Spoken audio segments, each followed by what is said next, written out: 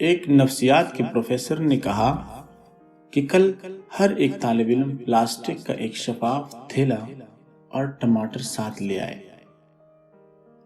جب طلباء تھیلا اور ٹماٹر لے آئے تو پروفیسر نے کہا کہ آپ میں سے ہر طالب علم اس فرد کے نام پر جسے آپ نے اپنی زندگی میں معاف نہیں کیا ایک ایک ٹماٹر چن لیں اور اس پر اس فرد کا نام اور تاریخ لکھ کر اسے اپنے پلاسٹک کے تھیلے میں ڈالتے جائیں۔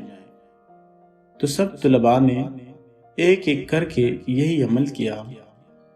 پروفیسر نے کلاس پر نظر ڈالی تو دیکھا بعض طالب علموں کے تھیلے خاصے بھاری ہو گئے۔ پھر پروفیسر نے سب طالب علموں سے کہا کہ یہ آپ کا ہوم ورک ہے، آپ سب ان تھیلوں کو اپنے ساتھ رکھیں، اسے ہر جگہ اپنے ساتھ لیے پھریں، رات کو سوتے وقت اسے اپنے بیڈ کے سرہانے رکھیں، جب کام کر رہے ہوں تو اسے اپنی میز کے برابر میں رکھیں۔ کل ہفتہ پرسوں اتوار ہے، آپ کی چھٹی ہے، پیر کے روز آپ ان تھیلوں کو لے کر آئیں اور بتائیں آپ نے کیا سیکھا۔ پیر کے دن سب طالب علم آئے تو چہرے پر پریشانی کے آثار تھے۔ سب نے بتایا کہ اس تھیلے کو ساتھ ساتھ گھسیٹتے پھرنا ایک عذاب ہو گیا ہے۔ قدرتی طور پر ٹماٹروں کی حالت خراب ہونے لگی اور بدبودار ہو گئے تھے۔ پروفیسر نے مسکراتے ہوئے کہا، اس ایکسرسائز سے کیا سبق سیکھا؟ سب طلباء و طالبات خاموش رہے۔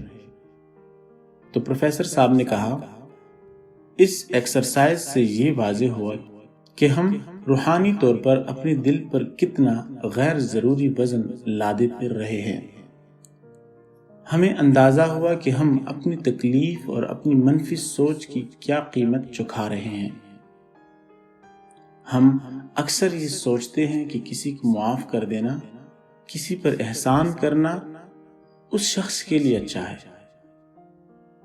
لیکن دوسرے کو معاف کر کے ہم خود اپنے لیے لاتعداد فوائد حاصل کرتے ہیں۔ جب تک ہم کسی سے ناراض رہتے ہیں، اس کے خلاف بدلہ لینے کے لیے سوچتے ہیں، اس وقت تک ہم کسی اور کا نہیں بلکہ خود اپنا خون جلاتے ہیں، اپنے آپ کو اذیت اور مشقت میں مبتلا رکھتے ہیں۔ بدلے اور انتقام کی سوچ گلے سڑے ٹماٹروں کی طرح ہمارے باطن میں بدبو پھیلانے لگتی ہے۔ معاف نہ کرنا ایک بوجھ بن کر ہمارے اعصاب کو تھکا دیتی ہے۔